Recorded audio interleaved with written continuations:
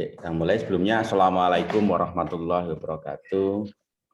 Waalaikumsalam warahmatullahi wabarakatuh. Alhamdulillahirabbil alamin. Sore hari ini kita dipertemukan dalam kondisi yang sehat walafiat dalam rangka untuk mendiskusikan materi tentang metodologi penelitian. Dan ini sudah pertemuan ketiga, kita akan membahas tentang latar belakang dan perumusan masalah.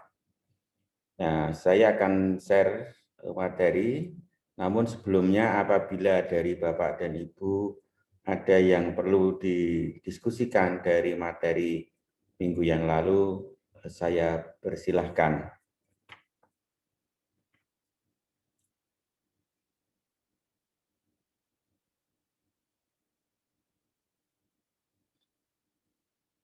Monggo Bapak dan Ibu, jika materi minggu yang lalu masih ada yang perlu didiskusikan dalam forum ini, saya persilahkan.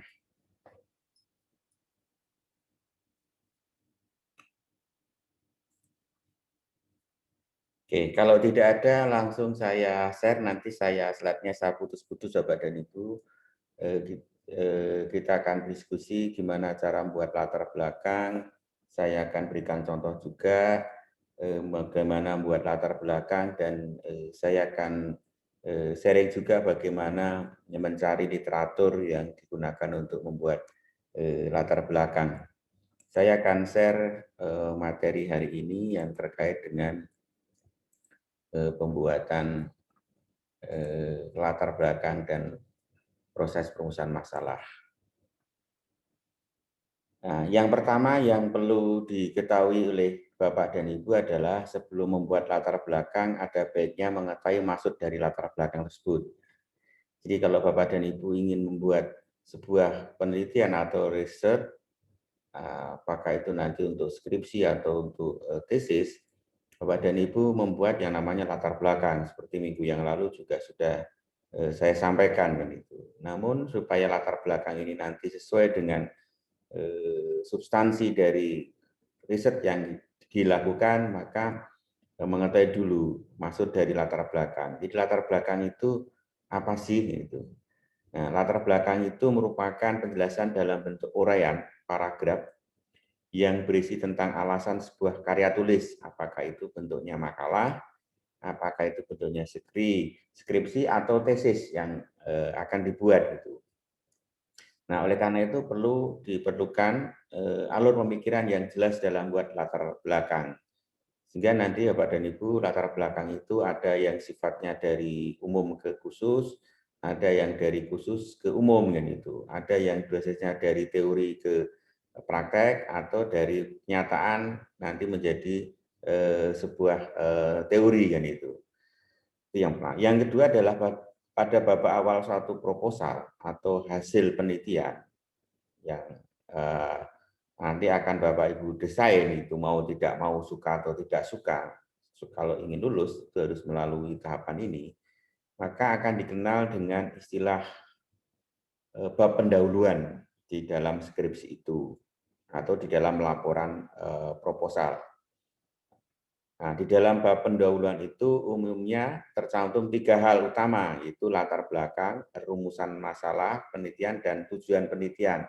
Minggu yang lalu sudah kita jelaskan bahkan sampai rumusan, tujuan, dan manfaatnya gitu. Sampai nanti ada sistematika penulisan kalau itu dibuat dari sistematika penelitian. Tapi paling tidak memuat 3 hal ini. Nah, Bapak dan Ibu, nah lalu bagaimana cara membuat latar belakang ini? Nah, cara membuat latar belakang ini Bapak dan Ibu membuat gagasan pokok untuk setiap paragrafnya, untuk setiap paragraf dengan membuat 5 gagasan atau di dalam latar belakang tersebut sesuai dengan arahan. Bisa dari guru kalau ini di tingkat sekolahan, bisa dosen pembimbing atau dosen pendamping. Nah, di sini ada sedikit tip terkait dengan langkah-langkah di dalam pembuatan latar belakang. Yang pertama adalah tentukan tema, topik, dan judul. Nah, tema ini sifatnya masih lebih luas kan itu. Terus topik sudah mengerucut dan judul itu lebih mengerucut lagi. Jadi temanya lebih luas, dipersempit lagi menjadi topik, terus dipersempit lagi menjadi judul. Nah, ini Bapak dan Ibu harus ketahui. Misalnya Bapak dan Ibu, sekarang ini Bapak dan Ibu ngambil tentang manajemen. Nah, topiknya apa? Pemasaran misalnya. Terus judulnya apa? Judulnya ya terkait dengan topik pemasaran itu, apakah itu marketing mix, apakah itu perilaku konsumen, apakah itu promosional mix kan itu. Itu tentukan dulu. Nah, yang berikutnya buat kerangka pemikiran dengan menentukan ide pokok atau gagasan pokok untuk setiap paragrafnya. Sehingga nanti Bapak dan Ibu dari sini bisa sifatnya umum ke sifatnya spesifik, sehingga nanti di gagasan pokok terakhir itu akan muncul sebuah judul penelitian. Sehingga nanti kalimatnya kan setelah dibuat itu di kalimat akhirnya berdasarkan latar belakang tersebut di atas, maka peneliti akan melakukan penelitian dengan judul bla bla bla bla bla. Ini yang terkait dengan membuat latar belakang. Saya akan contohkan Bapak dan Ibu bagaimana membuat latar belakang. Saya akan share screen lagi terkait dengan contoh itu. Nah, misalnya sudah nampak ya Bapak dan Ibu? Saya contohkan jurnal dari riset saya, yaitu judulnya Pengaruh Pemasaran Internal dan Kualitas Pelayanan Internal terhadap Kepuasan Pelanggan Internal, Studi pada Industri Kepariwisataan di Daerah Istimewa Yogyakarta. Nah, ini kalau dikaitkan dengan tema, topik, dan judul. Nah, ini judulnya. Temanya tentang marketing, topiknya tentang pariwisata, temanya tentang marketing gitu. Jadi pemasaran pariwisata. Nah, di mana judulnya Bapak dan Ibu? Judulnya ini kita breakdown bagaimana membuat latar belakang. Nah, kita membuat latar belakang dengan melihat fenomena secara umum dulu. Membuat fenomena secara umum dulu. Karena yang saya teliti itu industri pariwisata, maka saya harus mengungkapkan fenomena tentang industri pariwisata secara umum atau secara global. Sehingga kalimatnya kurang lebih seperti ini ya Pak dan Ibu. Ini bisa dimodifikasi.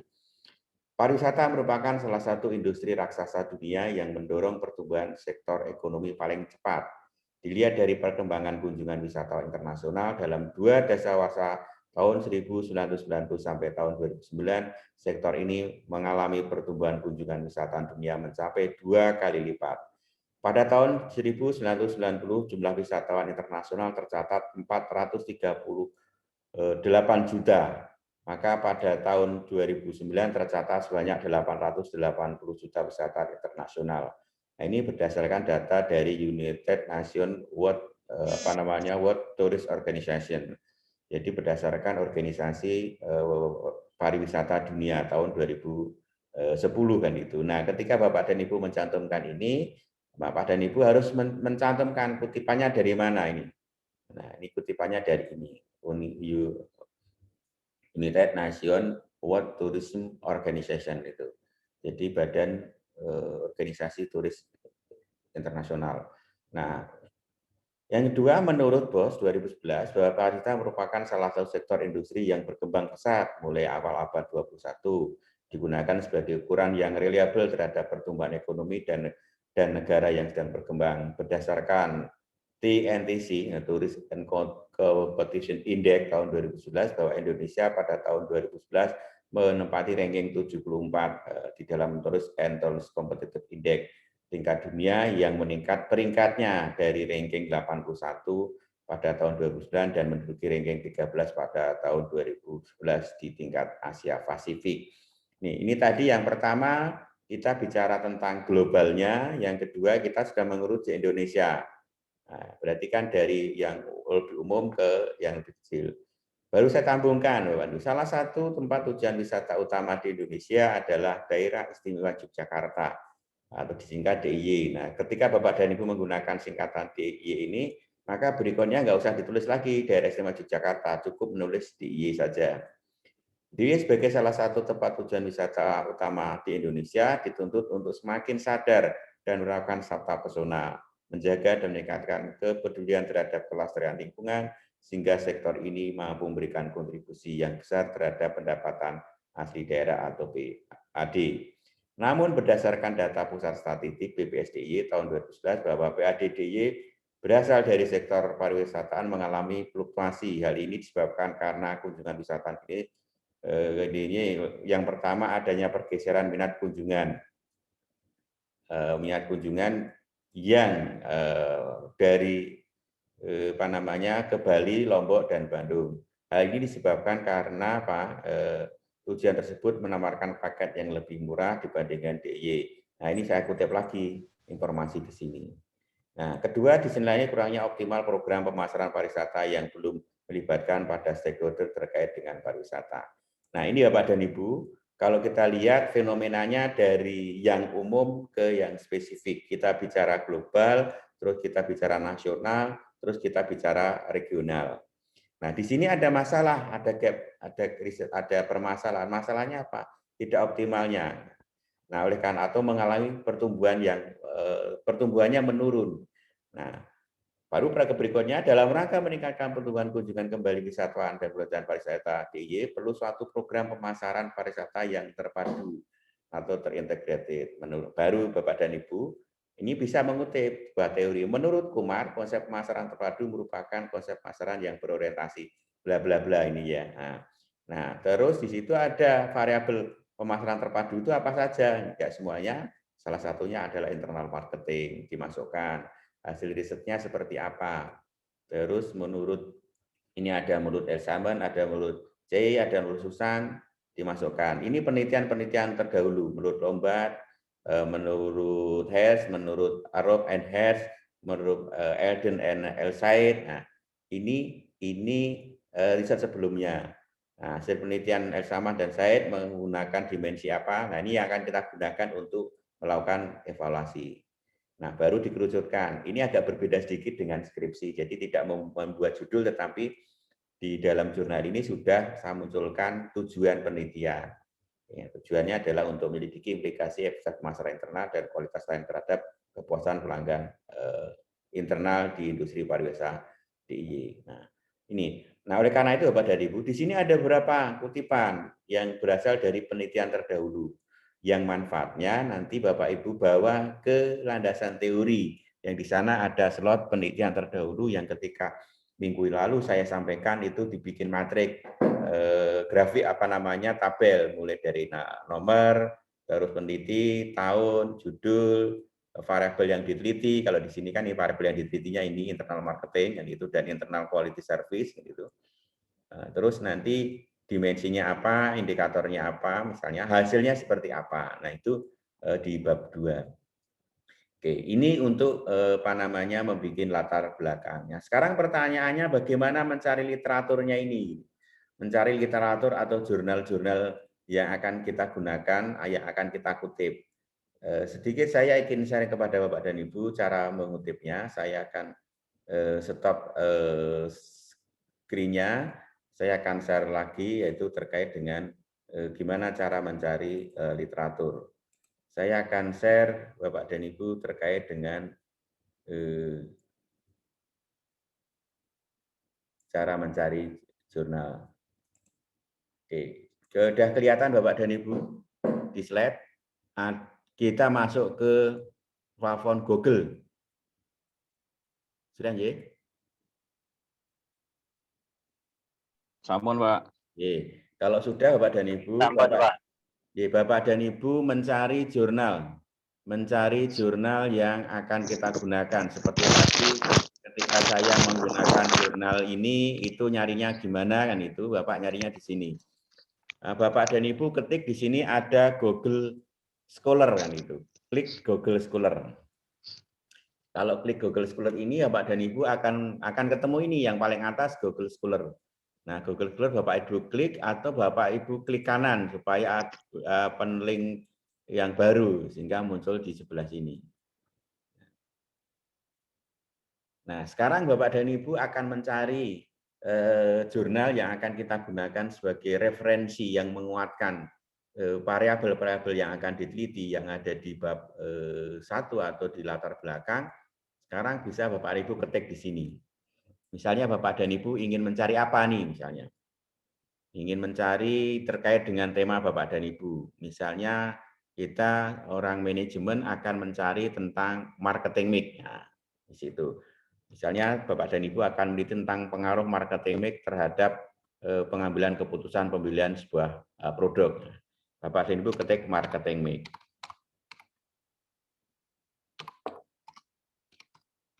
Itu bauran pemasaran. Ada yang Bapak dan Ibu akan menggunakan yang 4P atau yang menggunakan 7P. Kalau 4P kan product, price, promotion, and place. Kalau 7P product, price, promotion, place, people, physical evidence, dan proses. Nah, tinggal milih itu. Kalau yang basic kita pakai yang ini, yang 4P ini. Nah, di sini sudah ada Bapak dan Ibu tentang apa namanya jurnal-jurnal ini. Dan ini bisa di-download karena di sini ada indikator PDF. Kalau ada PDF-nya bisa di-download. Bapak dan Ibu bisa klik. Misalnya kita ini pernyataan ya, yang ini form marketing mix to marketing mix, literature review. Jadi ini apa namanya mereview literatur. Jadi bentuknya bukan riset studi kasus tetapi riset studi pustaka Bapak dan Ibu. Nanti judulnya seperti apa kan itu.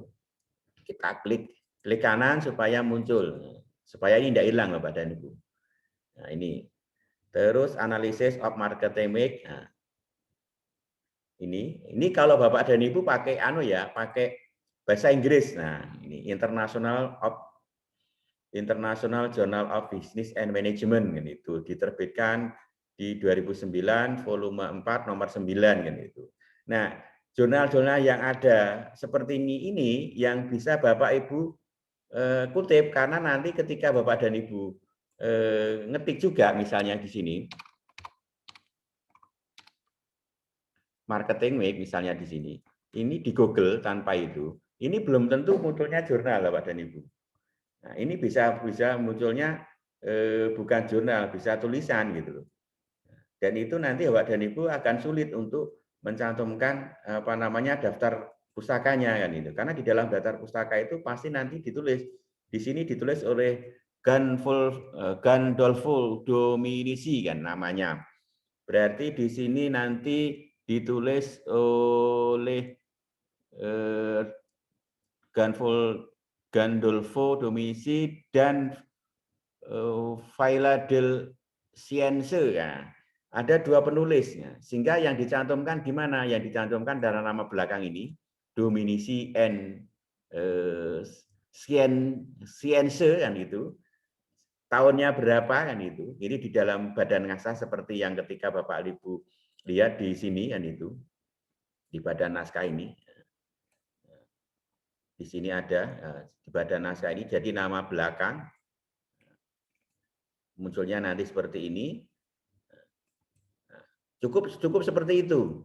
Cukup seperti itu di situ. Tapi nanti di daftar pustaka berbeda cara nulisnya gitu. Nah, itu Bapak dan Ibu harus cantumkan. Nah, ini kelengkapan ini nanti akan dibawa ke daftar pustaka di belakang. Misalnya tadi saya contohkan ini Arup and Hess itu kan hanya dua penulis, maka di daftar pustaka bagaimana? Nah, di daftar pustakanya nulisnya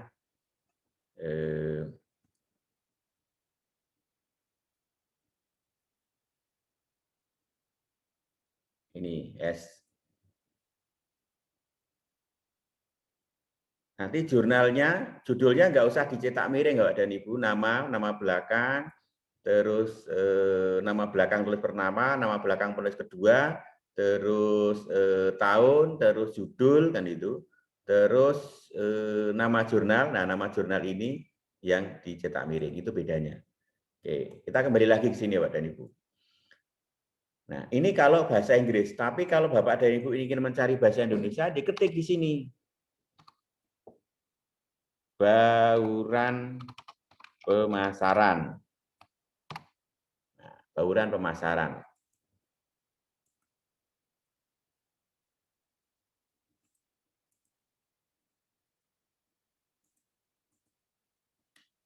Nah, kalau nulis bauran pemasaran nanti Bapak dan Ibu klik, ya sudah berbeda Bapak dan Ibu.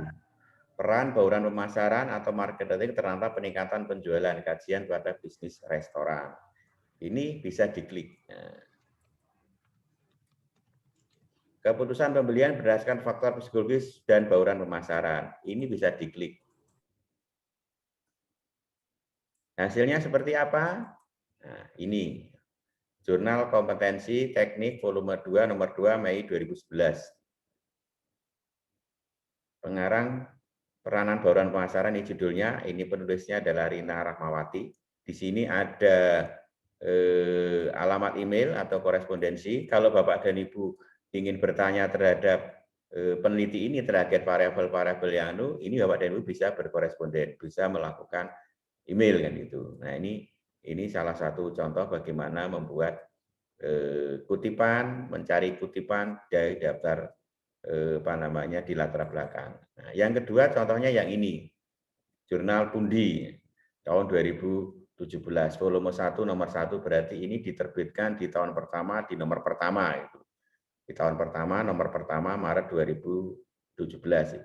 Volume ini nomor ini menunjukkan di apa namanya di periode keberapa, bisa saja dalam 1 tahun itu 3 kali terbit, itu bisa juga 4 kali terbit, bisa juga setiap bulan terbit. Nah, ini Bapak dan Ibu terkait dengan bagaimana mencari literatur kan itu. Nah, sekarang Bapak dan Ibu itu kalau berdasarkan apa namanya judul artikelnya atau title-nya. Kalau berdasarkan pengarangnya siapa? Ya silakan Bapak dan Ibu. Nama pengarangnya ditulis misalnya. Saya akan mencontohkan punya saya misalnya.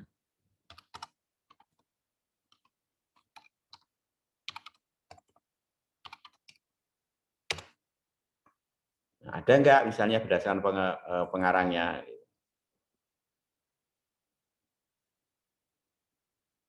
Bapak dan Ibu bisa klik di sini misalnya.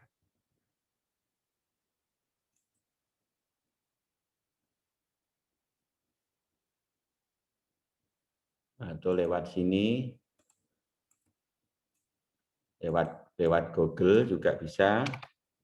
Jadi Bapak dan Ibu bisa diarahkan ke Google Scholar-nya.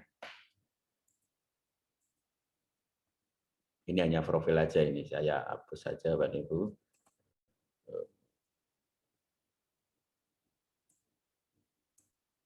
Nah.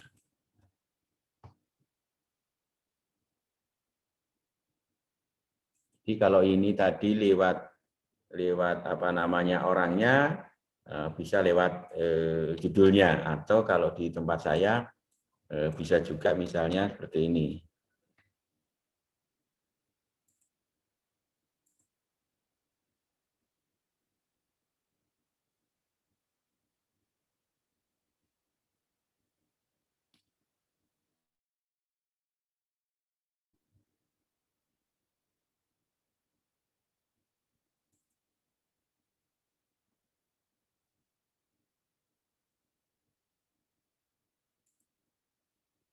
Jadi saya ulang Bapak dan Ibu.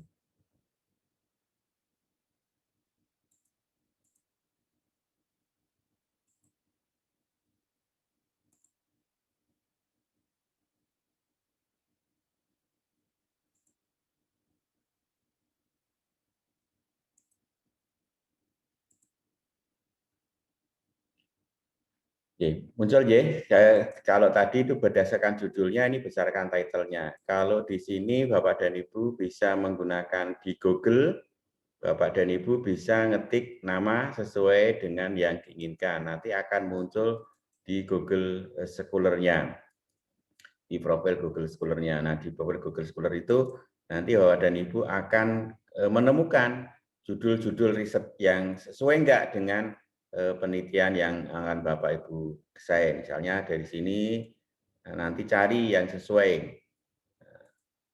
Ada enggak yang sesuai dengan bidang Bapak dan Ibu. Nanti ketik di sini. Itu satu misalnya. Yang kedua, Bapak dan Ibu misalnya orang yang lain, misalnya siapa menurut Bapak dan Ibu misalnya?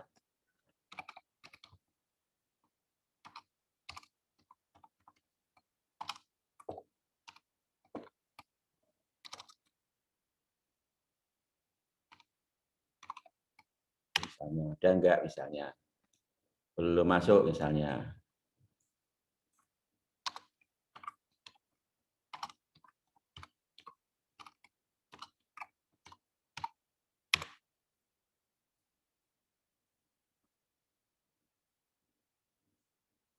Kalau di sini tidak ketemu, Bapak dan Ibu bisa cek di sini.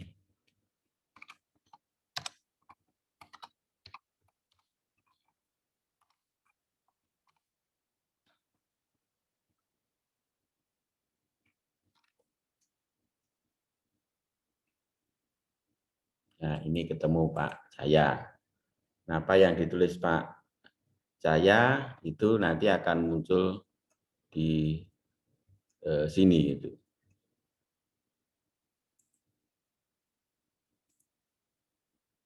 Klik, nah ini yang ditulis Pak Jaya nanti muncul di sini. Jadi Bapak dan Ibu tinggal memilih mana sih yang sesuai.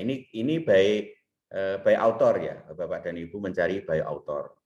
Nah, sekarang Bapak dan Ibu, gimana kalau Bapak dan Ibu ingin mencari by jurnalnya, gitu, penerbitnya. Bapak dan Ibu tinggal milih misalnya jurnal Bisma. Jurnal Bisma itu jurnalnya siapa sih? Gitu. Tinggal Bapak Ibu klik, ketemu di sini di Google.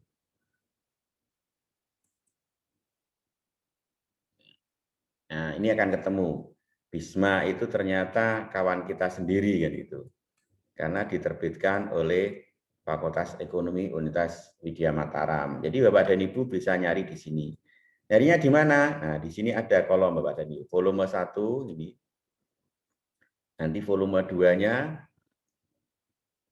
dilihat juga, ini kan volume 1 nomor 1 tabel kontennya, ini judul-judulnya.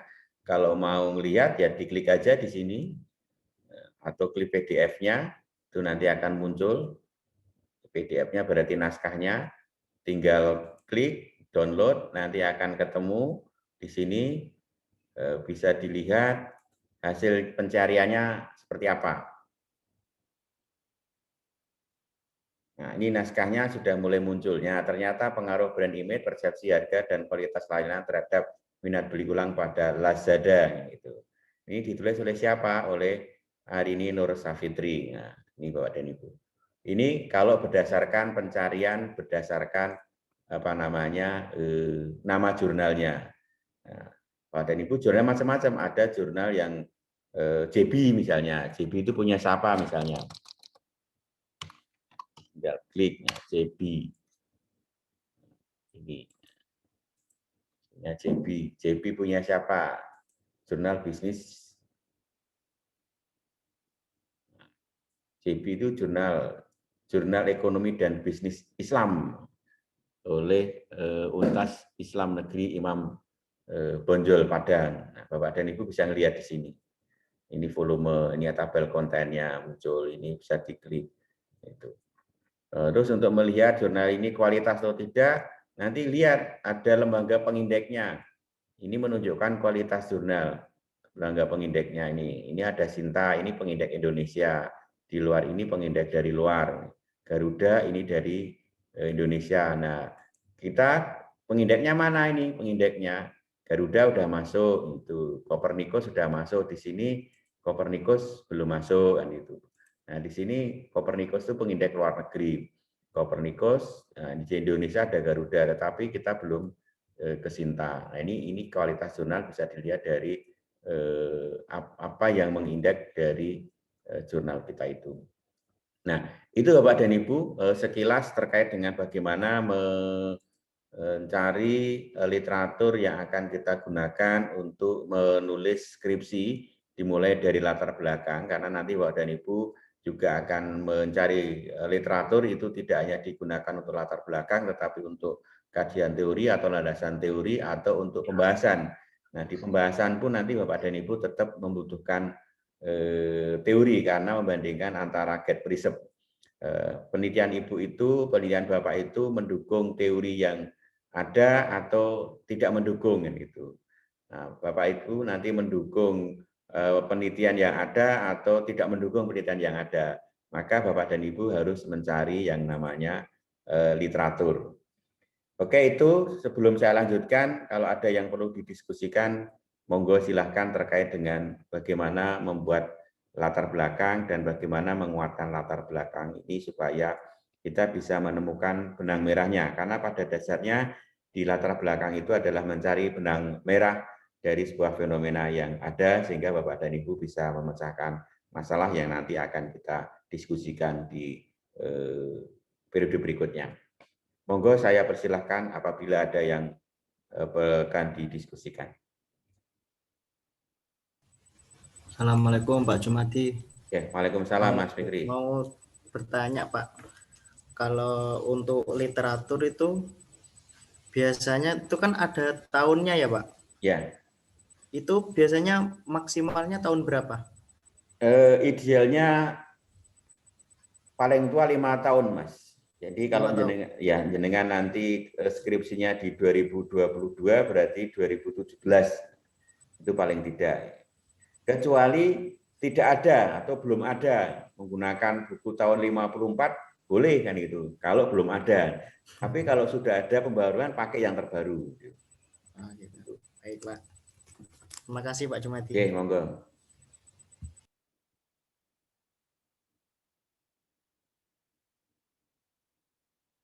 Monggo yang lainnya Bapak dan Ibu. Mau bertanya tapi persis apa yang ditanyakan Mas Fikri Pak Jumadi. Enggak ada ditanya kula. Oke, enggak apa-apa Mas. Oke.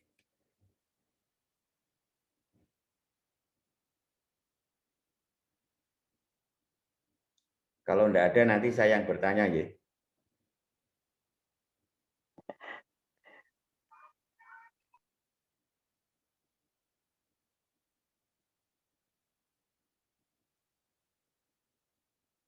Bapak dan Ibu, bagi kemarin yang sudah mengupload PKM, saya mengaturkan terima kasih. Kerja kerasnya alhamdulillah terupload karena ada yang sudah bekerja keras tapi tidak terupload kan gitu. Jadi menurut saya ya iman-iman kan gitu. Jadi terima kasih, mudah-mudahan nanti mendapatkan pendanaan ya Bapak dan Ibu. Yang kedua yang jelas Bapak dan Ibu dapat pengalaman kan itu. Ini kelas eksekutif, tapi jiwanya luar biasa kan itu, jiwanya luxury Pak, kelasnya eksekutif, jiwanya luxury kan itu.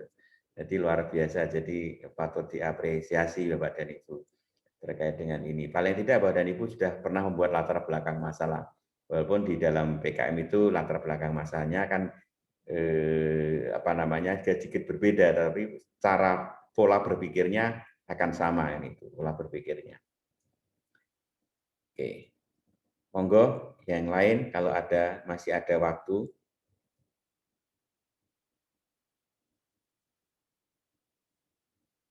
Kalau tidak ada saya lanjutkan di pembahasan berikutnya adalah perumusan masalah Pak dan Ibu. Pak, mohon maaf Pak. Monggo Pak. Saya tadi agak terlambat tapi menyimak untuk mengunduh di Google Scholar itu. Apakah semua jurnal itu harus lewat Google Scholar Pak? Atau ada yang lain? Terima kasih Pak. Tidak semua Pak, cuma di Google Scholar itu adalah penyedia database yang tidak berbayar.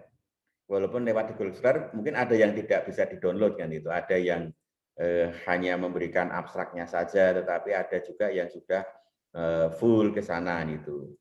Nah, ini media mencari literatur yang gratis Pak. Kalau Bapak mau masuk ke ProQuest boleh, tapi biasanya bayarnya mahal Pak.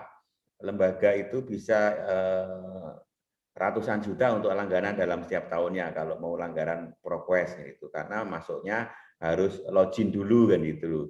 Kalau enggak punya username dan password tidak bisa masuk. Nah, untuk bisa punya username dan password itu harus registrasi. Nah, ketika registrasi harus bayar kan itu. Langkahnya panjang ini. Kalau ini ya kalau kita sudah punya laptop jaringan internet insya Allah nggak bayar Pak, dan itu gratis kan itu. Nah, media-media di luar negeri itu banyak yang gratis kalau Bapak lewat itu. Ada nah contoh-contoh yang berbayar ya ProQuest itu berbayar. Francis & Co itu ada yang berbayar, ada yang enggak.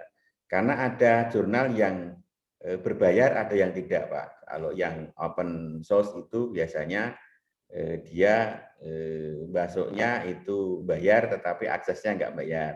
Tapi kadang-kadang kalau masuknya bayar, dia ngaksesnya enggak bayar kan itu, mendownloadnya karena sudah dibayari oleh yang mau publish kan itu. Biasanya, tapi tidak semuanya. Ada yang mau publish bayar, aksesnya bayar juga. Tergantung itu open source atau tidak, terbuka atau tidak itu.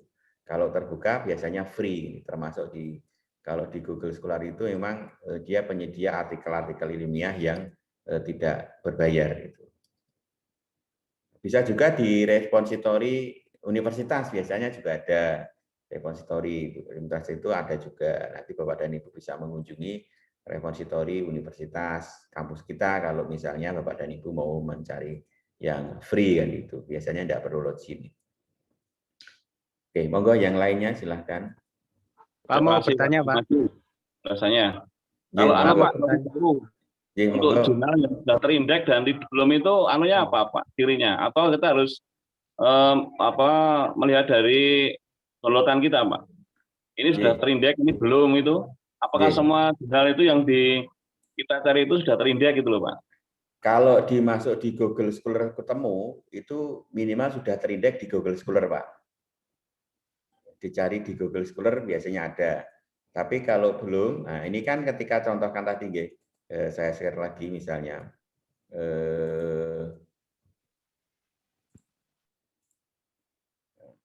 Bisma ini ya, Bisma ini kan sudah terindeks Pak. Kalau dilihat ini kan indeksnya di Google Scholar Pak ya. Nah, maka judul yang kita download di awal tadi itu dicari di Google Scholar ada ketemu Pak. Ngetik judulnya ini, dicari di Google Scholar udah ketemu. Kalau itu terindeks. Tetapi kalau tidak terindeks nggak ketemu Pak itu.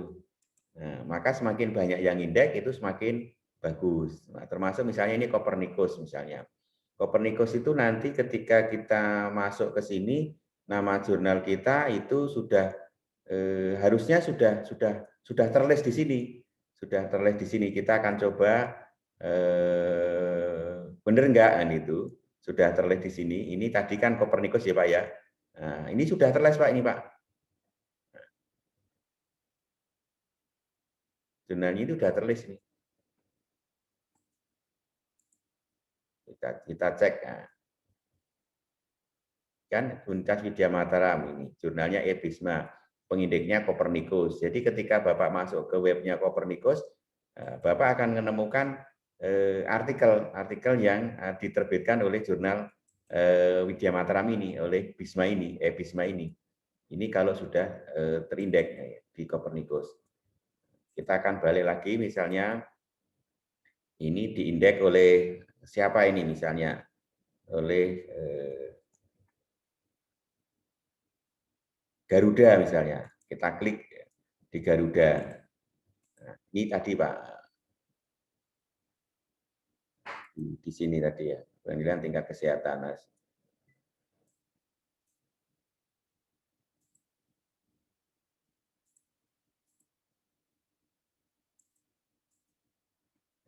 Nah ini, di sini sudah ada Pak, jurnalnya sudah ada. Nah ini salah satu contoh. Nah di Garuda juga begitu. Nah, apakah jurnal kita itu terlist di Garuda? Nah ternyata sudah Pak. Nah ini, sehingga Bapak bisa mendownload dari lembaga pengindeks ini. Nah ini pengaruh ini. Nah, disebutkan ini jurnalnya ini, pengindeksnya ini. Ini sudah. Nah ini. Nah, pengindeks itu bertingkat, Pak. Pengindeks itu bertingkat kualitasnya. Kalau di Indonesia, pengindeks itu di Indonesia ada Sinta, ada Garuda. Ada Sinta, ada Garuda. Nah, Sinta itu bertingkat juga. Ada Sinta 1, Sinta 2, Sinta 3, Sinta 4, Sinta 5, Sinta 6. Nah, yang paling bagus yang mana? Yang paling bagus adalah Sinta 1. Jadi kalau Bapak mendownload yang dapat di Sinta 1, berarti kualitas jurnalnya, kualitas penerbitannya bagus kan itu. Otomatis jurnalnya juga bagus, tulisannya bagus karena memasukkan ke Sinta 1 dengan ke Sinta 6 itu lebih gampang ke Sinta 6 gitu loh. Mungkin dan itu akreditasinya itu setara dengan akreditasi A kalau Sinta 1 itu. Kalau Sinta 6 itu setara belum terakreditasi. Kalau digunakan untuk kenaikan pangkat, Sinta 1 itu nilainya 25, Sinta 6 itu nilainya hanya 10 kan gitu loh. Sinta 1, Sinta 2 itu nilainya 25, Sinta 3, Sinta 4 itu nilainya 20, Sinta 4, Sinta 5 itu nilainya 15, Sinta 6 itu nilainya hanya 10. Nah, ini menunjukkan peningkatan perbedaan kualitas kalau Bapak lihat. Ini di Indonesia. Kalau di luar negeri mana yang paling bagus pengindeksnya? Yang bagus adalah Scopus, Pak. Maksud Scopus itu wah ya kayak orang yang ngelamar artis gitu loh. Orang biasa ngelamar artis gitu. Itu kira-kira mau masuk ke Scopus itu. Jadi rakyat biasa misalnya itu ngelamar artis kan itu. Penolakannya tinggi atau rendah? Nah, ya bukan hanya tinggi, sangat tinggi Pak itu penolakannya itu. Kalau enggak benar-benar bagus itu. Nah, saya ngalami ditendang-tendang, disekut, disepak itu. Ya wis karepmu kan itu. Itu di Scopus. Nah, Scopus itu juga ada tingkatannya, ada Q1 kan itu yang paling bagus, ada Q2, di bawahnya ada Q3 dan ada Q4 kan itu. Itu yang jurnal internasional. Dan nasional pun juga ada yang terindeks Scopus misalnya, tergantung kualitas jurnalnya. Di perguruan tinggi di tempat Pak Agus itu banyak yang sudah terindeks Scopus, mungkin di UMS atau di UAD gitu nanti Bapak bisa lihat. Itu nah yang di bawahnya itu atau sejajar dengan itu ada isi Thomson kan itu. Ada isi Thomson gitu, ada Web of Science gitu. Terus ada indeks Copernicus di bawahnya. Nah, alhamdulillah kita sudah terindeks Copernicus Pak ini. Ini sudah diakui internasional indeks Copernicus. Nah, atau nanti kalau bisa bagus lagi ada DOAJ itu pengindeksnya. Jadi ketika Bapak mendownload jurnal yang diindeks oleh lembaga-lembaga pengindeks tadi, itu akan menunjukkan kualitas penerbitannya, yang kedua adalah kualitas tulisannya gitu. Artinya bisa lebih dipertanggungjawabkan gitu dibandingkan dengan yang belum terindeks. Belum terindeks itu bukan tidak bagus juga, Pak. Mungkin baru berdiri kan itu. Kalau berdiri baru 1 tahun, 1 kali penerbitan, ya mau mengarah ke Sinta ya walaupun bagus nggak bisa karena di situ ada aturannya. Mau ke Sinta itu harus sekian kali terbit dan tidak pernah putus kan gitu loh. Terus di situ reviewernya dari berbagai universitas, termasuk editorial board-nya juga berbagai universitas, bukan dari satu universitas saja atau universitasnya sendiri. Itu terkait dengan hal-hal itu kalau terkait dengan pengindeks. Nah, oleh karena itu Bapak dan Ibu bisa mencari ini lewat lembaga pengindeks ini, masuk ke portalnya, masuk Garuda. Masuk Garuda, klik, atau masuk Sinta 1, klik. Nah, nanti di Sinta 1 itu akan muncul tulisannya di-download. Nah, berarti di situ adalah referensi yang akan bisa Bapak Ibu gunakan. Mungkin begitu Pak Agus, silahkan. Kalau ada yang lain, saya persilahkan. Ya, teman-teman Pak Jumadi, terima kasih. Pak Jumadi, mau tanya Pak. Monggo Mas. Pak, terkait dengan pertanyaannya Pak Agus tadi yang untuk jurnal terindeks, itu apakah kalau kita menggunakan jurnal yang terindeksnya tinggi gitu, akan mempengaruhi bobot skripsi kita Pak? Atau nanti dengan penguatan jurnal yang terindeks bagus, skripsi kita juga akan menjadi bagus? Yang pertama itu Pak. Yang kedua, kalau kita seumpama menggunakan skripsi Kak kelas atau senior gitu, bisa nggak Pak? Atau harus yang terindeks gitu Pak? Bisa juga kalau itu tidak ada referensi. Jadi ketika kita mengambil dari yang terindeksnya bagus, itu akan mempengaruhi. Jadi gini ada triknya. Kalau kita ingin memasukkan ke jurnal yang Scopus, itu salah satu unsurnya adalah kutipan-kutipannya adalah jurnal yang terindeks Scopus juga, itu bukan yang terindeks tidak terkenal gitu, harus pengindeksnya terkenal gitu. Itu salah satu contoh misalnya di Scopus. Nah, Scopus itu akan melihat referensinya dari mana sih kan itu. Sumber referensinya itu dia diterbitkan oleh jurnal mana gitu. Itu kan menjadi satu faktor juga gitu. Demikian juga ketika Mas akan mensitasi tadi, mensitasinya kan bisa online, bisa blog. Nah, kalau blog ini enggak bisa gitu loh. Sama-sama online, blog nggak bisa gitu, karena nggak bisa dipertanggungjawabkan gitu. Tapi kalau jurnal itu bisa, tetapi jurnal tadi ada kriterianya ya. Ya kalau saya itu ya akan melihat itu, ini dari mana sih literaturnya ini. Sama-sama jurnalnya ini jurnal yang kategori apa? Karena di luar negeri itu di tengah-tengah kita itu ada istilah jurnal yang namanya jurnal abal-abal, Mas. Jurnal abal-abal itu jurnal yang waton terbit kan itu. Dan itu mengejar uang, asalkan orang memasukkan, membayar, diterbitkan kan itu. Sehingga apa? Kualitas tulisan itu tidak menjadi fokus kan itu tulisannya itu. Sehingga yang penting ada wujudnya, diterima bayar kan itu. Ada wujudnya diterima bayar. Ini yang terkait kategori abal-abal atau juga disebut dengan jurnal predator kan gitu. Nah, dikti itu sudah mengelis gitu. Contohnya misalnya gini, saya berikan contoh nih teman-teman supaya nanti tahu juga untuk membedakan itu mana yang abal-abal atau yang tidak itu saya akan berikan contohnya.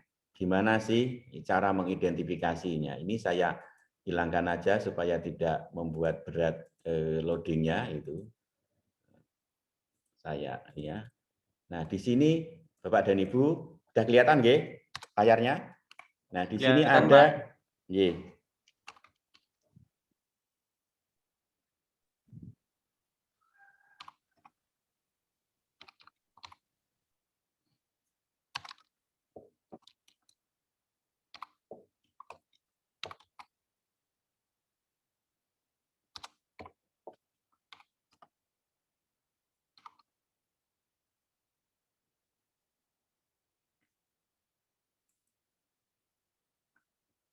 Nah, predatory journal. Nah, Bapak dan Ibu bisa lihat ini. Predatory journal itu bisa lihat di sini atau yang terkenal ini. Bell List Predatory Journal. Cara ngeceknya di sini. Ini termasuk jurnal yang bagus atau tidak nih. Nah, jelas yang masuk ke sini itu kategori yang tidak bagus Bapak dan Ibu. Jadi kalau mau ngecek lihatnya dari sini, ini yang tidak bagus. Ini yang pertama kalau dilihat dari publishernya. Nah, ini penerbit-penerbit yang kategorinya ini diragukan dalam tanda petik ini. Dari sekian ini. Nah, ini ngeceknya kalau mau submit harus ngecek ke sini. Harus mau ngecek harus submit. Saya mohon maaf Bapak dan Ibu sedang mau publish di sini di jurnal ini.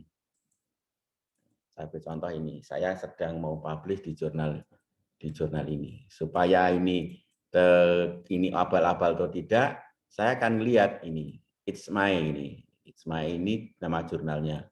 Nah, ketika dimasukkan ke sini, saya akan lihat bukan penerbitnya ngeceknya, tetapi saya cek ke standalone jurnalnya, nama jurnalnya. Nah, di sini ada enggak misalnya Ctrl E adalah it's my. Nah, it's my ada Bapak dan Ibu. Tetapi it's my ini termasuk kategori yang predator bukan. Kita lihat apa namanya websitenya.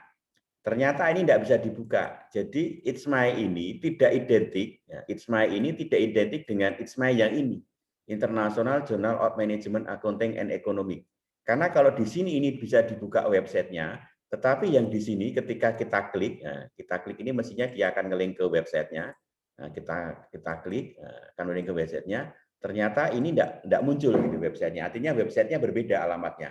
Artinya jurnal yang akan saya masuki di sini itu tidak predator misalnya, sehingga saya akan mencoba masuk ke sini misalnya.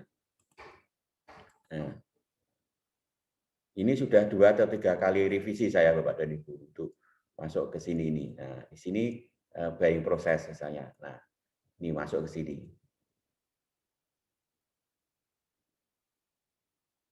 Ini baru tadi saya revisi karena tadi ada permintaan untuk direvisi. Ini salah satu contoh. Tuh, itu cara ngelihatnya apa-apa atau tidak. Jadi kalau misalnya Bapak dan Ibu ngambil terus nanti masuk ke sini, oh berarti citasinya nggak bagus ini karena apa? Karena jurnal yang menerbitkan ada jurnal yang tidak berkualitas gitu. Atau bisa juga kalau dilihat dari ini nama jurnalnya, ini publishernya, penerbitnya kan gitu loh. Nah, nama penerbitnya ini kan gitu. Nah, nanti Bapak dan Ibu lihatnya di sini. Ini menjawab pertanyaannya Mas tadi ya. Oke. Oke, begitu Ya, Pak. Pak. Terima kasih, Pak. Iya, sama-sama. Oke, monggo yang lain Bapak dan Ibu.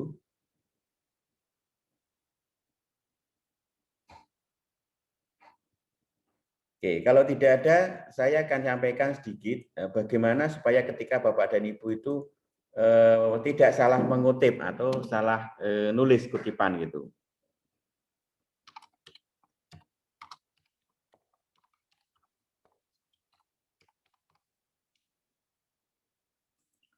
Saya akan ambil contoh ini Bapak dan Ibu, tulisan.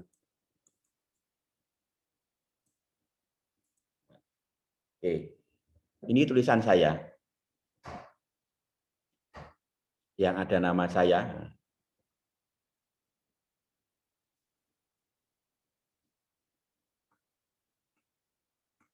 Atau saya masuk di Google Scholar.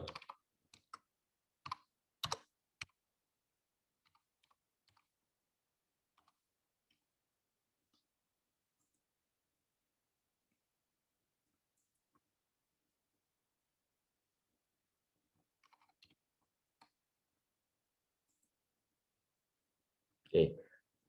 Oke, Bapak dan Ibu, di sini ada nama saya, Jumadi 2014. Ini yakin ini nama saya ini. Dia mengutip tulisan saya. Apa buktinya kan itu? Nah, di sini buktinya.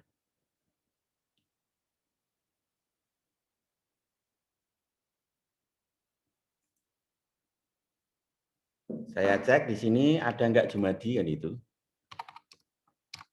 Jumadi ada? Jumadi ada? Jumadi ada ini tidak masuk ke dalam daftar pustaka. Mestinya nama saya ada di sini, Pak dan Ibu. Mestinya. Mestinya nama saya ada di sini. Nah, ini ada di sini. Tapi kenapa enggak masuk di Google Scholar saya? Padahal tulisan saya ini dikutip ini.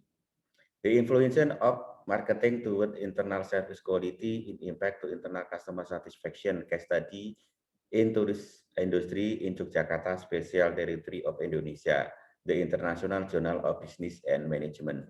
Saya tulis di tahun 2014. Ini dikutip oleh Mas ini. Nah, tapi karena nggak tahu cara ngutipnya ini enggak benar atau bagaimana, maka enggak muncul di akun saya. Enggak muncul di akun saya.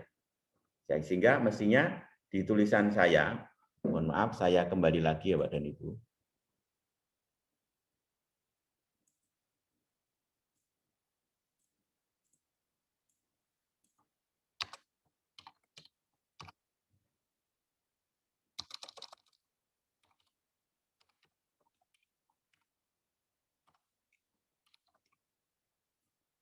Saya tunjukkan nanti Bapak dan Ibu perbedaannya.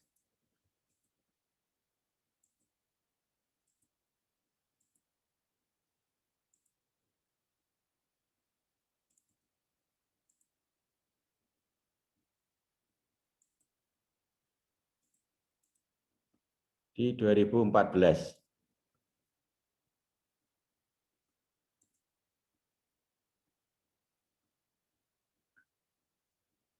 Nah, ini tulisan saya yang dikutip tadi. Mestinya di sini ada tulisan kayak gini, Pak.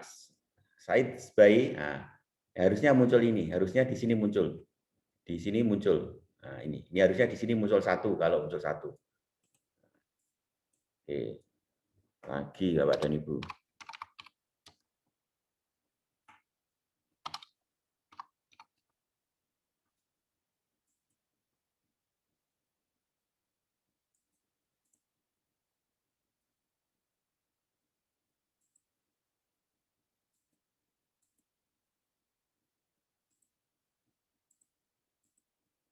Ini tadi yang satu. Yang kedua ini, saya dirujuk juga nih Bapak dan Ibu. Dirujuk juga ini.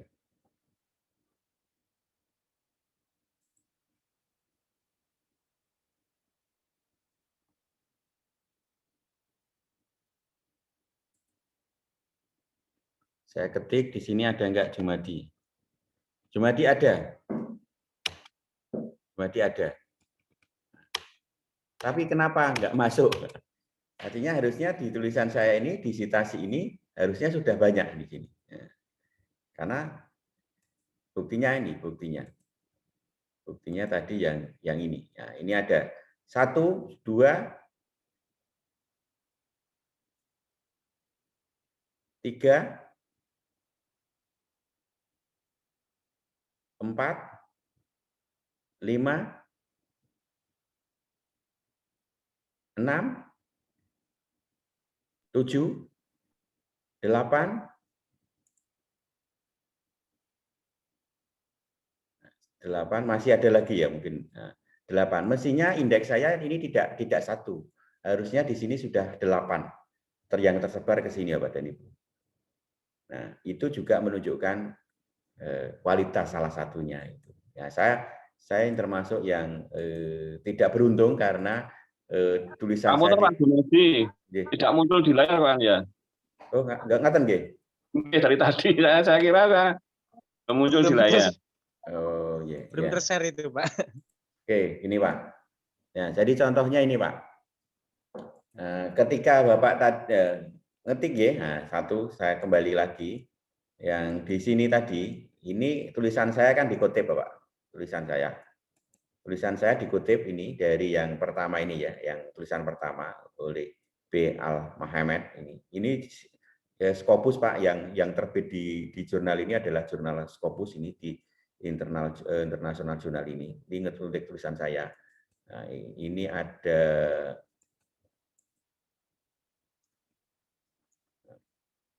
buktinya mana? Sudah kelihatan Bapak dan Bun? Sudah, Pak. Nah, buktinya mana? Saya ketik di sini. Ya, ini ngetip tulisan saya. Nama saya ada di sini. Terus ini juga ada di sini. Ini ada di sini. Ada di sini. Dan ini dicantumkan di dalam literatur. Mestinya jurnal saya dengan judul ini dan saya terbitkan di jurnal The International Journal of Business and Management ini mestinya tercatat di mohon maaf sebentar lagi, saya tadi udah share ya.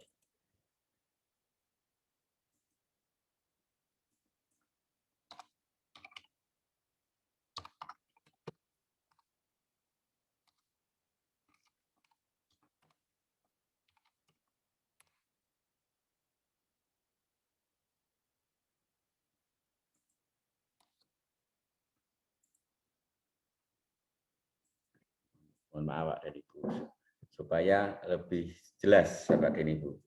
Nah, oke, mestinya jurnal ini, jurnal yang saya tulis ini dengan judul ini yang diterbitkan jurnal ini, mestinya di tahun 2014 ini, yang saya tulis di 2014 ini, mestinya saya dapat angka 1 Pak dan Ibu. Di sini, mestinya di angka 1 sesuai kayak di sini. Artinya ini disertasi oleh satu orang, dikutip oleh satu orang, munculnya di sini.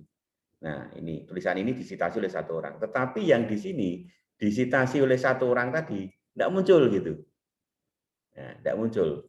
Sehingga ini akan berpengaruh di indeks saya di Kemendikbud ketika saya harus penelitian itu ketika H indeksnya ini masih 1, ini syaratnya kurang kan itu. Nah, ini merugikan. Nah, kenapa ini perlu saya sampaikan? Kalau Bapak dan Ibu nanti mengutip tulisannya dosennya, jangan sampai keliru sehingga supaya nyandal di sini gitu. Supaya nyandal di sini. Ketika dicek, oh ini yang ngutip siapa ini? Klik ini yang ngutip, nanti ketika di sini ini bisa ditelusur Bapak dan Ibu. Siapa yang ngutip ini bisa ditelusur. Nah, ini ya. Siapa yang ngutip ini bisa ditelusur.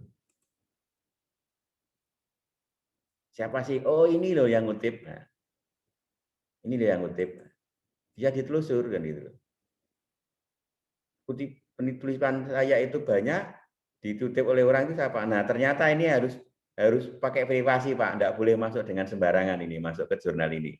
Nah, seperti yang saya sampaikan tadi, ini ada privasi you, connection private. Nah, ini salah satu contohnya Bapak dan Ibu.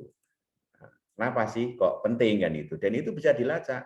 Ini yang ngutip siapa saja sih yang ngutip ini? Harusnya saya sudah ini dapat ini satu, ini tadi satu. Ya. Terus 2, terus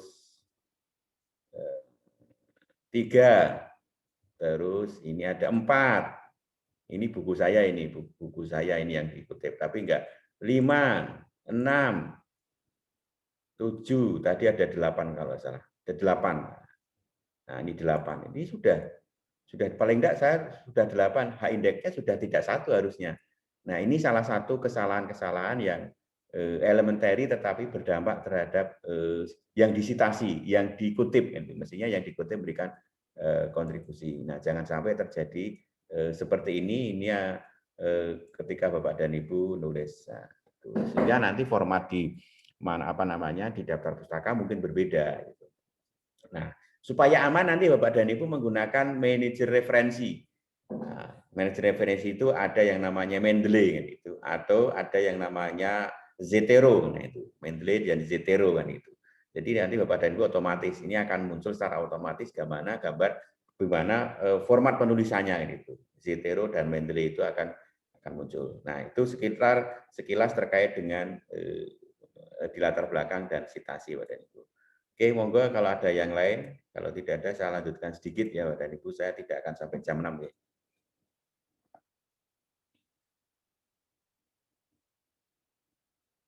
Oke, kalau tidak ada sedikit saya lanjutkan Bapak dan Ibu terkait dengan rumusan masalah. Kalau tadi latar belakang, sekarang identifikasi masalah. Nah, kalau Bapak dan Ibu ingin mengidentifikasi masalah, itu dilakukan dengan bidang keahliannya. Sehingga kalau Bapak dan Ibu ingin skripsi itu ingin memecahkan masalah, ya sesuaikan dengan bidang keahlian Bapak dan Ibu. Jangan ketika Bapak dan Ibu itu konsentrasinya marketing, ingin memecahkan masalah di bidang keuangan. Nah, itu loh. Apa enggak boleh? Ya boleh, tetapi Bapak dan Ibu mungkin memerlukan effort yang lebih, yaitu untuk memahami keuangan. Nah, ada baiknya Bapak dan Ibu kalau manajemen ya memahami 4 bidang minimal, keuangan, produksi, pemasaran, dan SDM. Itu. Sehingga kalau nilainya itu B semuanya, Bapak dan Ibu bisa konsentrasi keuangan, bisa SDM, bisa pemasaran, atau bisa marketing kan gitu loh. Itu kalau yang manajemen. Yang akuntansi cakupannya apa? Akuntansi bisa akuntansi sektor publik, bisa pajak, atau bisa audit kan itu. Nah, itu harus dipahami. Jadi kalau misalnya ngambil konsentrasi tentang audit ya jangan ngambil tentang pajak. Kalau konsentrasinya pajak ya jangan mencari masalah terkait dengan audit. Pasti Bapak dan Ibu akan mengalami kendala. Nah, sumber permasalahan itu di mana? Bisa baca literatur. Oh, literaturnya kayak gini, kok di luar kayak gini. Nah, itu kira-kira ada masalah enggak? Oh, ada masalah nih. Sebagai contoh Bapak dan Ibu. Di dalam teori itu hierarki kebutuhan Maslow itu, mohon maaf, ini saya sedang mempopulerkan juga itu. Hipotesis saya kan itu. Hierarki kebutuhan Maslow itu bertingkat mulai dari kebutuhan psikologis, keamanan, sosial, prestasi, dan aktualisasi diri. Jika kalau digambarkan kayak segitiga gitu ya. Nah, segitiga. Nah, saya membuat hipotesis bahwa hierarki kebutuhan Maslow itu tingkatannya sudah mati di daerah istimewa Yogyakarta, khususnya spesial khusus itu di Gunung Kidul yang itu. Kok bisa? Karena apa? Karena di orang pedesaan itu enggak memenuhi kebutuhan fisiologis, dalam tanda petik adalah 4 makan 4 sehat 5 sempurna kan itu.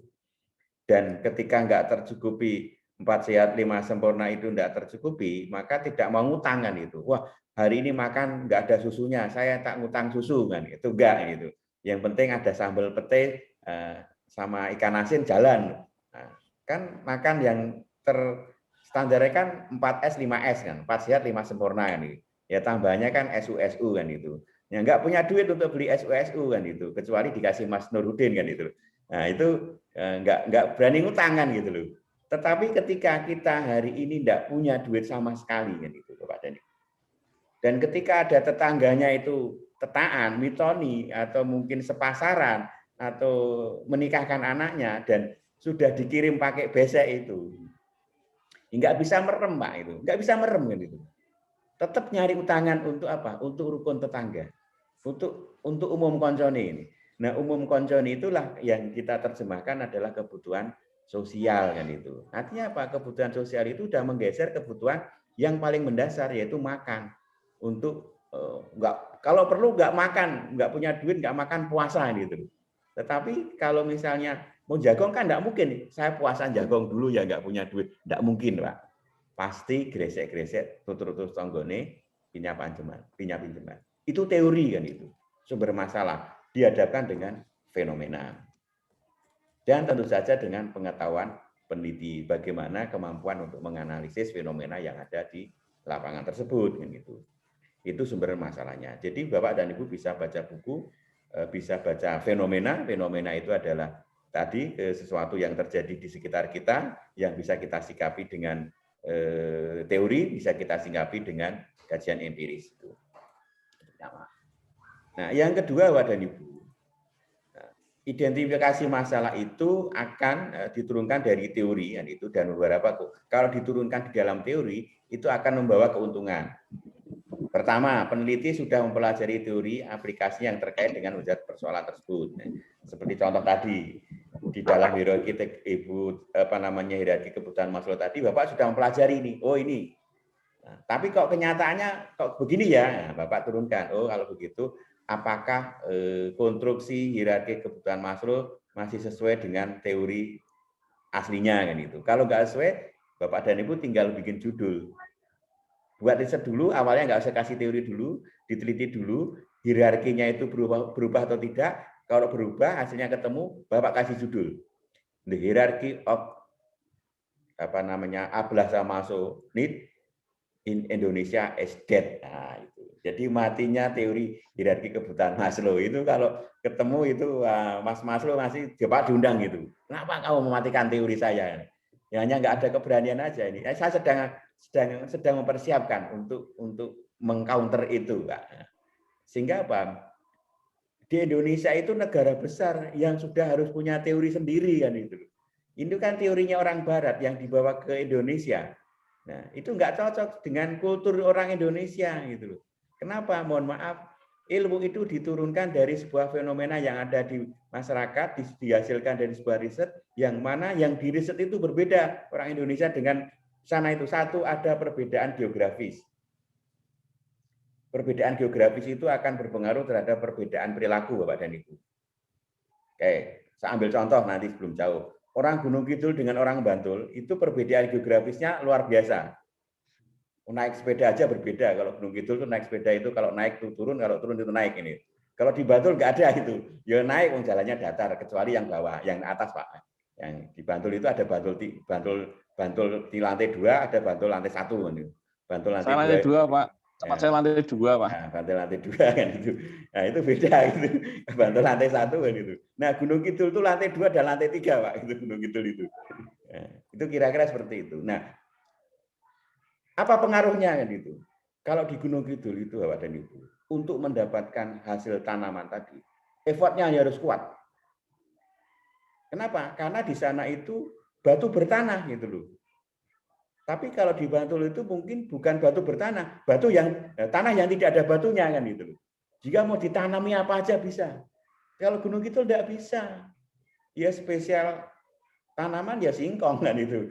Spesial tanaman ya singkong atau kayu jati. Ya, itu karakter. Nah, di dunia belahan sana, benua berbeda yang munculnya teori itu, geografinya berbeda, iklimnya berbeda, tingkat pendidikannya berbeda, tingkat pekerjaannya berbeda, pendapatannya berbeda, pasti perilakunya berbeda. Dan itu akan membentuk kebiasaan dan kultur yang berbeda. Lah kalau dibawa ke Indonesia plek gitu loh. Ya, enggak semuanya. Kalau di luar negeri itu 4P jalan itu, product, price, promotion and people, enggak pakai people jalan itu. Karena apa? Karena di sana full swalayan, Pak. Orang masuk orang masuk ke toko itu enggak ketemu orang enggak masalah kan gitu. Sing penting ono alat sing nggo gesek. Nah, alat itu yang namanya debit card atau kartu kredit kan itu. Sehingga apa? Ngambil tinggal gesek itu, pakai barcode itu. Teng keluar ono sing ngedoli ra masalah. Aku sunjuk dhewe namanya swalayan kon itu. Nah, di Indonesia jangankan labelnya swalayan tapi didoli kan itu. Berarti kan semi swalayan kan itu. Mestinya swalayan tidak ada pelayannya kan gitu, karenanya melayani sendiri. Nah ini berbeda. Nah Indonesia negara yang besar, nah, butuh sudah selayaknya kita itu punya teori baru. Saya ngompori Bapak dan Ibu supaya muncul teori baru nih asli Indonesia ini, gimana nih kan gitu loh. Walaupun nanti untuk memunculkan teori baru itu kita baca teori yang sudah ada Bapak dan Ibu. Kita baca teori sudah ada. Tidak mungkin kita memunculkan teori tanpa membaca teori itu, tidak mungkin gitu. Pasti ada rujukannya. Tetapi untuk teori itu adalah untuk menggagalkan teori yang sudah kita rujuk tadi. Oh, teori ini udah nggak pas di Indonesia. Gantinya ini, sehingga piramidanya dirubah. Pertama itu sosial, yang kedua apa, yang ketiga apa, sampai yang terakhir. Oke, yang kedua Bapak dan Ibu, formasi hipotesis pada umumnya akan menjadi lebih mudah dan jelas karena punya hubungan yang erat dengan teori. Jadi kalau Bapak dan Ibu tidak membaca teori, tidak mungkin bisa membuka hipotesis gitu. Hipotesis itu bedek. Tapi kalau kita nggak tahu teorinya, dasarnya, bedeknya ya nggak benar kan gitu. Tapi kalau Bapak misalnya punya ilmunya, bedek bisa. Bedek saya pun bisa kalau punya teori, punya ilmunya kan itu. Pak Jumadi itu kesenangannya apa gitu. Tahu, Gunung Kidul ya mesti sambal bawang kan gitu. Karena tahu latar belakangnya kan gitu. Oh, dari mana toh? Nah, kalau nggak tahu dari mananya pasti nggak tahu kesukaan saya. Tapi kalau Bapak dan Ibu, saya ingin mengcounter supaya saya tidak bisa ketebak orang mana, saya akan memodifikasi teori perilaku saya kan itu. Orang Gunung Kidul itu biasanya seperti ini. Maka supaya saya tidak mudah dikebak, saya akan modifikasi perilaku saya. Orang Gunung Kidul itu sukanya walang, ya Pak. Sukanya apa namanya kepompong kan itu. Nah kalau Bapak tanya Pak Jum suka kepompong pasti, saya enggak karena saya kepompong itu alergi Pak. Nah, jadi saya makan kepompong itu alergi, makan belalang alergi. Jadi enggak cocok kan itu. Bedeannya enggak cocok. Oke, yang berikutnya hasil penelitian akan memberikan kontribusi terhadap teori yang dijadikan dasar untuk perumusan masalah. Ya ini menjadi rujukan teori baru Bapak dan Ibu, hasil penelitian Bapak dan Ibu. Sehingga Pak bisa mengcounter teori gitu. Nah, kalau Bapak dan Ibu bikin hipotesis misalnya promosi penjualan berpengaruh terhadap harga jual berpengaruh terhadap apa namanya volume penjualan. Betul nggak Bapak dan Ibu? Pertanyaannya pengaruhnya negatif atau positif? Nah, secara teori. Kalau promosi berpengaruh terhadap volume penjualan, juga berpengaruh. Harga juga berpengaruh. Pertanyaannya, kalau promosi itu pengaruhnya positif atau negatif, kalau harga pengaruhnya positif atau negatif. Nah.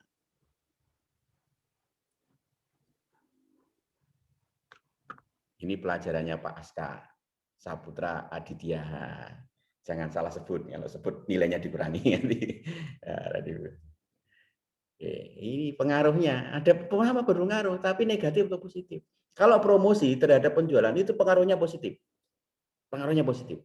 Karena semakin biayanya dinaikkan, maka penjualannya naik. Itu secara teori ya Pak dan Ibu. Secara teori. Jadi kalau Bapak dan Ibu nambah biaya promosi, nah, secara teori Bapak dan Ibu penjualannya akan naik. Oh, tadinya itu promosinya di radio, terus di televisi, berarti naik kan, audiennya banyak, oh banyak yang beli, maka biaya dinaikkan, penjualannya naik. Nah sekarang kalau harganya dinaikkan, penjualannya akan naik atau turun?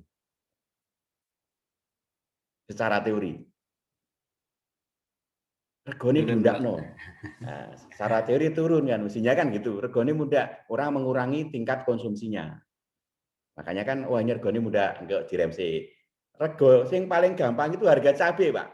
Untuk apa namanya contoh. Oh, sekarang harga cabai 150.000. Orang berani ngempet tok mengurangi pembelian cabai. Bahkan penjual gorengan itu sekarang bisa mahal cabainya dibandingkan gorengannya gitu. Kalau sekilo 150.000 itu dodolan gorengan 1.500 ya satu cabai harganya berapa itu.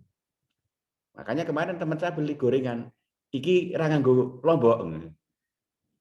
Aku dodolan gorengan enggak pakai cabai sekarang kan itu. Karena harga cabai itu naik kan itu. Berarti kan naiknya harga cabai mengurangi volume pembelian cabai. Itu salah satu contoh. Nah, contoh yang lain Bapak dan Ibu, kalau Bapak dan Ibu ingin mematikan teori di Indonesia gampang. Itu untuk produk cabai. Untuk produk-produk yang lain enggak. Harga naik, pembelian juga naik. Volume penjualan juga naik. Sekarang harga sepeda motor naik, betul Pak? Per tahun jumlah permintaan sepeda motor turun atau naik? Naik. Naik, Pak. Naik. Itu bisa digunakan sebagai riset yang bisa mematikan teori permintaan dan penawaran kan itu. Nah, permintaan kan jika harga barang naik maka permintaan turun, jika harga barang turun permintaan naik. Loh ini harganya naik permintaannya naik ini. Apa teorinya enggak mati kan itu? Indonesia itu luar biasa Pak, teori bisa dimatikan dengan fenomena yang ada. Nah, ini rujukannya teori ya Pak Dani. Sehingga ada masalah ini. Masalahnya apa ini? Indonesia itu bermasalah loh. Kenapa? Secara teori regone naik itu penjualan ya turun kan itu, permintaan turun. Tapi harga naik kok permintaan kok naik kan itu loh. Kan gendeng kan gitu kalau bahasanya orang kan gendeng Mas kan gitu. Nah, ini apakah kita termasuk orang-orang bagian dari itu? Nah, maka kita wajib itu nanti mengedukasi. Nah, bagaimana caranya untuk memodifikasi perilaku itu? Ya, itu identifikasi masalah Pak Ibu. Oke, yang berikutnya Bapak dan Ibu, apa pertimbangan di dalam perumusan masalah? Jadi kegunaan penelitian. Jadi Bapak dan Ibu menguruskan masalah itu lihat kegunaan penelitiannya itu apa gitu. Besar atau ini karena apa? Karena akan berdampak terhadap biaya yang akan dikeluarkan gitu. Untuk menyelesaikan masalah yang punya manfaat lebih besar daripada biayanya. Jangan sampai manfaatnya kecil tapi biayanya besar kan gitu. Manfaatnya kecil, biayanya besar. Yang kedua adalah prioritas. Tidak semua masalah perlu diteliti yang pada saat yang bersamaan. Prioritaskan mana yang lebih penting di dalam penyelesaiannya. Nah, makanya kalau Bapak dan Ibu sekarang sudah bekerja, pasti Bapak dan Ibu menghadapi masalah kan itu di tempat kerja masing-masing. Ada skala prioritas masalah, mana yang akan diselesaikan terlebih dahulu, mana yang akan ditunda. Nah, cara menyelesaikannya itu ya dibuat riset gimana cara menyelesaikannya itu. Saya menganalogikan ketika Bapak dan Ibu pergi ke dokter. Kalau Bapak dan Ibu pergi ke dokter, berarti ketika Bapak dan Ibu mengalami masalah kan gitu. Iya kan? Kalau enggak ada ngalami masalah, enggak. Masalahnya macam-macam. Wong nang dokter ngopo to? Aku kelilipan dijiko ora kena nang dokter kan gitu. Aku kenapa enggak awakku ngregesi kan gitu loh.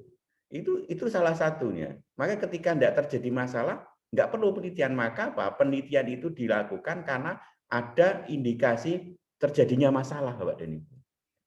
Nah, berarti Bapak dan Ibu itu sudah punya keuntungan. Karena apa? Karena tidak terus-terus nyari masalah gitu.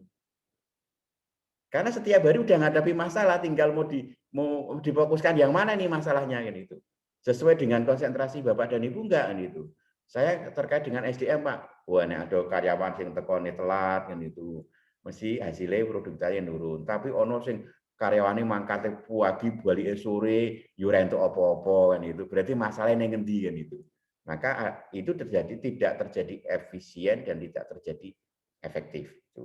Ning kantor sedina hasilnya presiden itu. Tapi ada juga orang yang di kantornya itu mungkin seperlunya gitu loh. Tapi pekerjaannya selesai, itu bisa efektif, bisa efisien. Tetapi ini jangan jadi masalah juga. Karena apa? Akan menjadi virus yang lain. Bapak kayak orang mlebu ya apa-apa kok ora diseneni kok itu. Aku ya ora melu-mlebu kan itu.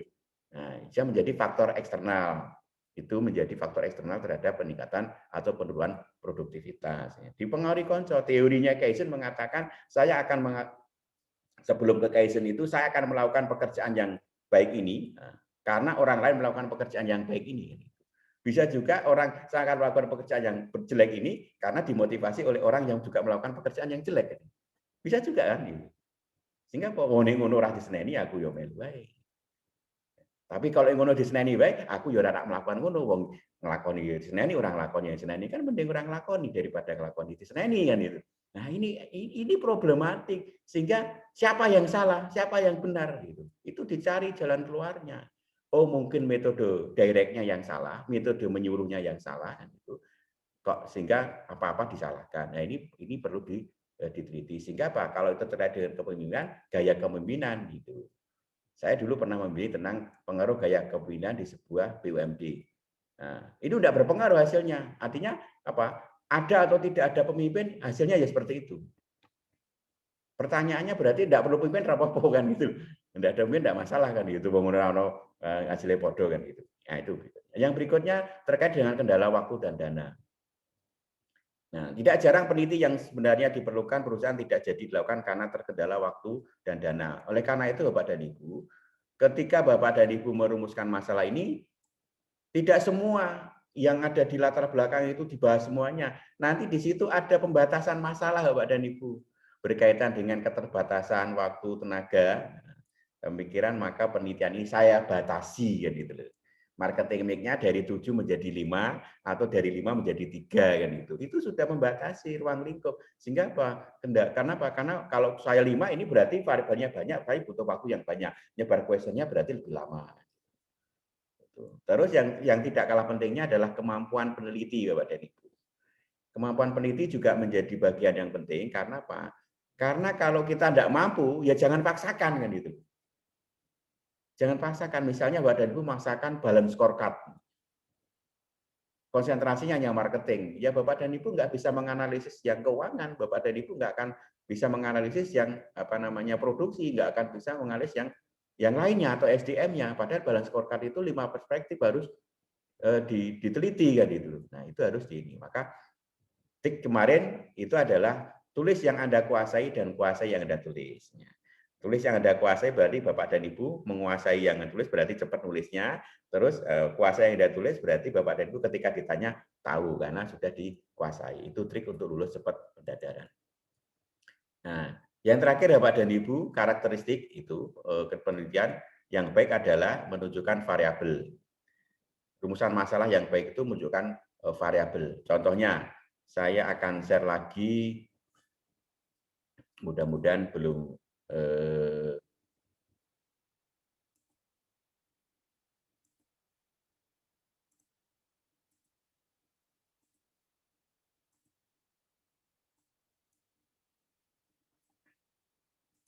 bilang.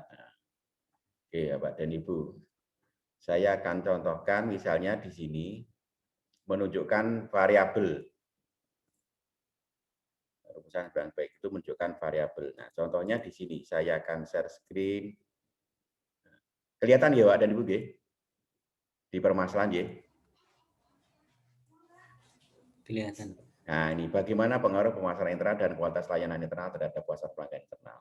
Ini menunjukkan variabel, Pak. Variabel tadi yang dibahas tadi di sini. Nah, ada internal marketing, ada internal quality service. Nah, dan itu akan inline dengan yang ini. Kalau yang ini kelihatan nggak Pak, yang ini? Yang PowerPoint-nya kelihatan nggak? Kelihatan, Pak. Kelihatan, ya. Nah, saya akan stop di sini. Ya, saya stop. Saya akan share screen yang terkait dengan contoh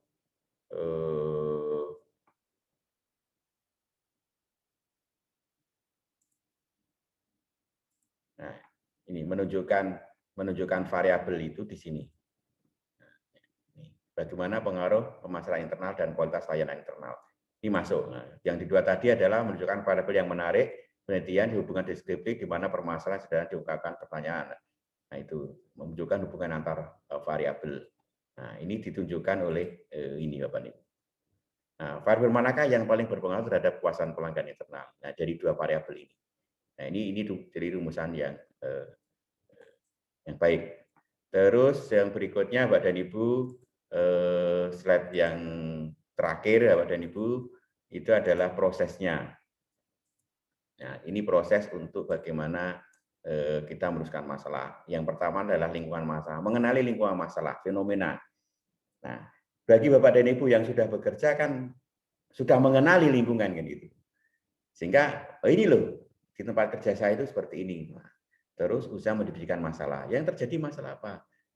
Karena kalau Bapak dan Ibu ini bisa juga diskusi dengan pengambil keputusan. CEO, direktur, manajer. Para ahli itu bisa dosen pembimbing, bisa dosen. Data sekunder itu bisa data statistik atau data yang ada di perusahaan.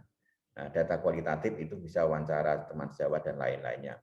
Ini Bapak dan Ibu sudah tertolong kalau meneliti di perusahaannya sendiri atau tempat kerjanya masing-masing ini itu. Tetapi bagi yang belum bekerja, ya satu harus lihat fenomena, lihat ini.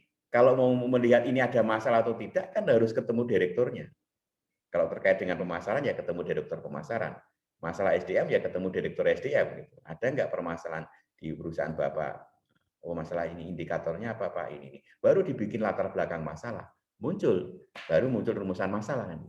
Tapi ketika Bapak dan Ibu ini bekerja di tempat kerja masing-masing dan itu menjadi salah satu objek penelitian, ya itu bisa memungkinkan Bapak dan Ibu lebih cepat. Karena apa? Dari awal sudah mengenali lingkungan masalah tadi, gitu, tidak di tempat kerja Bapak dan Ibu. Memang ada mungkin dosen mengatakan nggak boleh kalian meneliti di tempat kerja masing-masing gitu, karena nanti tidak objektif. Nah, Bapak nanti sampaikan bahwa peneliti itu adalah independen, itu objektif kan itu. Sehingga apa? Sehingga Bapak dan Ibu tidak mencampur adukkan antara Bapak sebagai karyawan dengan peneliti kan itu. Bapak saat itu sebagai peneliti sehingga atribut kekaryawannya dihilangkan sehingga Bapak dan Ibu akan melihatnya secara objektif yang sebenarnya. Karena kalau Bapak melihatnya nggak objektif, subjektif, nanti jadikan hasil penelitian terus dibuat kesimpulan untuk rujukan, nah itu salah nanti karena itu berarti Bapak menjerumuskan. Kalau bahasanya Ustadz Agus nanti menjadi dosa jariah kan itu karena membuat kesalahan yang salah yang diikuti oleh orang yang lain kan itu. Jadi tidak hanya amal jariah aja Pak itu jadi dosa jariah kan itu karena membuat kesalahan yang diikuti oleh kesalahan-kesalahan berikutnya kan itu. Nah ini berbahaya. Maka jangan sampai di dalam kita istilah dosa turunan kan itu. Jangan sampai kita membuat dosa turunan, harus di-cut. Makanya ketika membuat buku itu salah bisa direvisi. Oh ini salah, mohon maaf. Terus ada yang namanya pembenaran atau revisi. Supaya tidak terjadi yang namanya dosa turunan atau dosa jariah. Nah itu Bapak dan Ibu materi hari ini. Yaitu monggo kalau ada yang ingin didiskusikan, masih ada sedikit waktu kan itu. Mohon maaf tidak bisa menyediakan banyak waktu luang, hanya sedikit waktu luang saja gitu. Monggo kalau ingin dimanfaatkan silahkan sebelum pertemuan hari ini kita akhiri.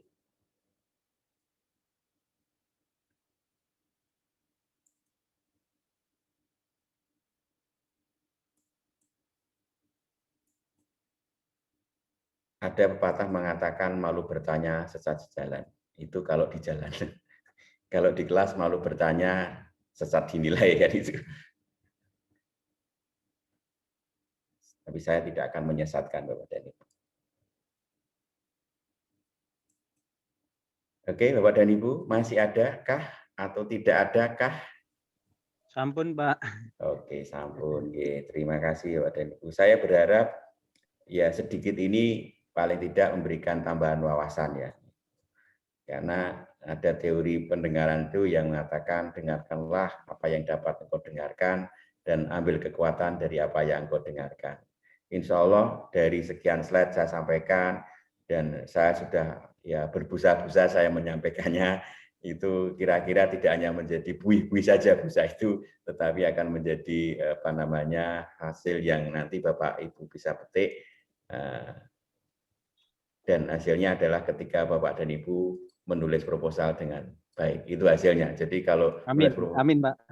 Nah proposalnya belum baik berarti ya itu baru sekedar melihat busa-busa atau buih-buih saja. Terima kasih Bapak dan Ibu atas segala perhatiannya. Mohon maaf kalau dalam kesempatan kali ini saya menyampaikan ada hal-hal yang kurang berkenan. Saya mohon maaf yang sebesar-besarnya. Sampai jumpa di kesempatan yang berbeda dan mudah-mudahan kita ketemu dalam kondisi yang tetap sehat walafiat. Jaga diri, jaga jarak, cuci tangan, pakai masker kalau keluar. Kalau saya di dalam ruangan ini sendirian, jadi masker saya lepas. Itu ya, supaya risiko-risiko terkecil itu bisa kita minimalkan. Sekali lagi terima kasih, selamat sore dan mohon maaf. Saya akhiri sampai di sini. Assalamualaikum warahmatullahi wabarakatuh. Waalaikumsalam warahmatullahi wabarakatuh.